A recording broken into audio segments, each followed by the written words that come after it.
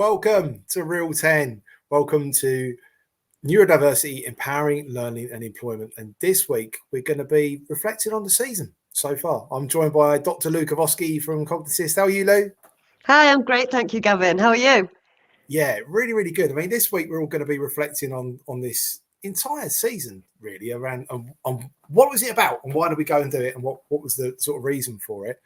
And if it's all right, I was going to kick off with my favourite part because we've covered so many times before on our first around the learner and supporting the learner. And for me, I thought it was really, really important to be supporting the employer because if we were looking at apprenticeships in particular, apprentices are employees. So if we're looking at neurodiverse employees and apprentices, how do we support the employer in supporting that? And how do we help the learner, the training provider, the award organisation, but the employer? And I think I sort of my employer hat come on because we went and did a few things in the background before the season started, which was really important to us actually. But how about you, Lou? What was your favourite parts of the season? Do you know, for me, it was the entire adventure that we went on with this. You know, it started off as a cool idea that we were discussing, and it evolved into this magic adventure, really, of a new way of sharing information about this really important topic. So I thoroughly enjoyed the whole of it. Yeah, do you want to do a bit of a reveal? So what was our rationale behind it? Because we were quite considered with this season about what we was experimenting and trying, really.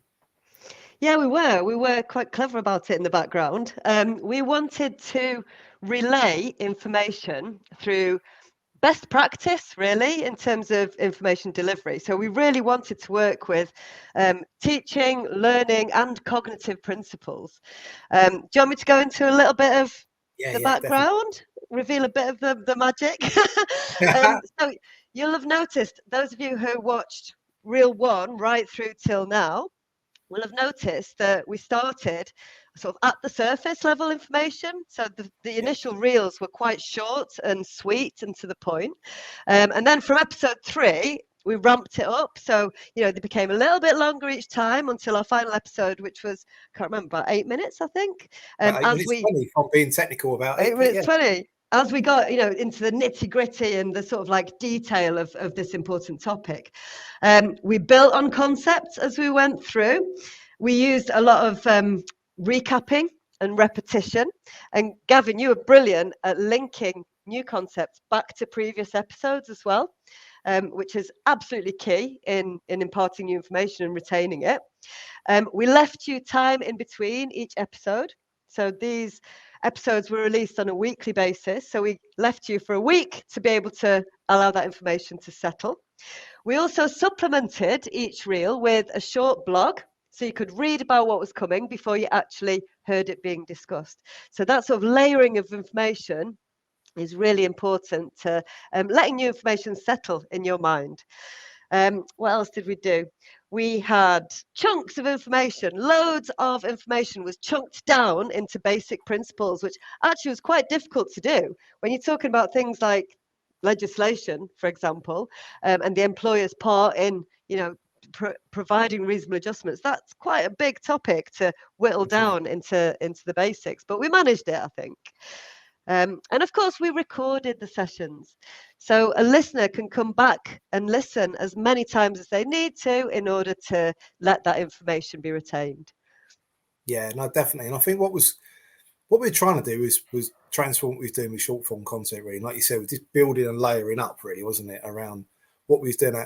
We also, you put all of our team at FE News through an assessment, actually. And that was really, really, really interesting. So what was that like? You know, so we had the team, some were a bit nervous, some were like really interested.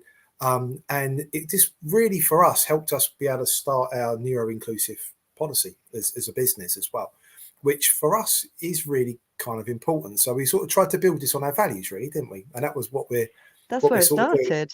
And the feedback we've had has been brilliant. And the different people in the ecosystem it's reached has been really kind of cool. It's been like sort of so many different people. And I just wanted to say, like, thank you everyone for getting involved and for sharing this and for reaching out. And next week we've got a live Q&A with Lou. So any questions you've got at all about anything, we would love to be able to help you. And if we can't help you there and then, we'll come back and we'll call in an expert and ask them to be able to help us with stuff. And we wondered if you could come and join us next week. So it's going to be the 27th of July, 10 a.m, live Q&A with Lou.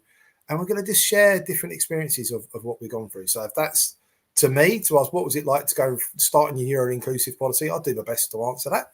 And if it's to Lou around asking anything you want to ask, I know that Lou's going to want to delve into that in much more detail. Yeah, absolutely. Feel free to ask about any of the information we discussed in the 9 episodes. Or anything else you might want to talk about in terms of neurodiversity, neuro-inclusive practices, or cognition, whether you're an educator provider or an employer or an AO, an EPAO, or in fact, a learner. Yeah, definitely. We'll see you. We'll get it in camera. See you next week.